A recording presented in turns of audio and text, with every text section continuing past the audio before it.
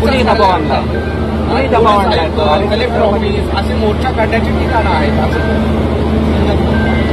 असं संघाचं म्हणणं असलं तरी आम्ही म्हणतो की जिकडनं हा प्रेशर चालू होते त्याच्यावरती आम्हाला मोर्चा काढायचा. त्यांचे जे हस्तक आहेत त्यांना आम्हाला पकडायचं नाही, आम्हाला मास्टर माइंडला पकडायचं आणि म्हणून डायरेक्ट आम्ही आरएसएसच्या कार्यालयावरती हा मोर्चा काढतो. तुमचे बॅनर्स असतील किंवा इकडे सगळे असतील त्यावरती तुम्ही औरंगाबादाचा उल्लेख केलेला आहे, हे नेमकं काय? हे बघा, आमचा स्टँड नेहमी हाच राहिला आहे की तुम्ही पहिले औरंगाबाद खंडपीठाचं औरंगाबाद बेंच हायकोर्टचं ह्याचं नाव बदलून टाकू, मग आमच्या शिवनेत्याबद्दल वाचा. आता आरएसएसची जी भूमिका आहे की तुमचा हा राजकीय स्टंट आहे, निवडणुका जवळ आल्यात म्हणून आपण अशा प्रकारचे मोर्चे काढणार. हे बघा, आरएसएसचा विरोध बाळासाहेब आंबेडकर 90च्या दशकापासून हा काही नवीन नाही.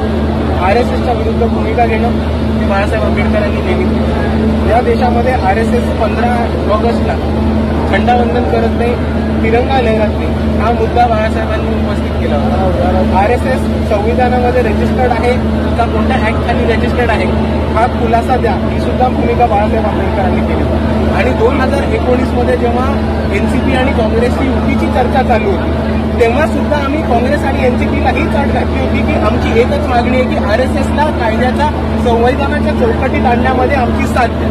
तर हा इलेक्शनचा स्टंट नाही, आम्ही इलेक्शन पण या मुद्द्यावरनं लढतो, आमच्यामध्ये हा फरक. तुम्ही जाणार आहात ठाम आहात? हो, आम्ही ठाम आहोत, आमची भूमिका बदलत.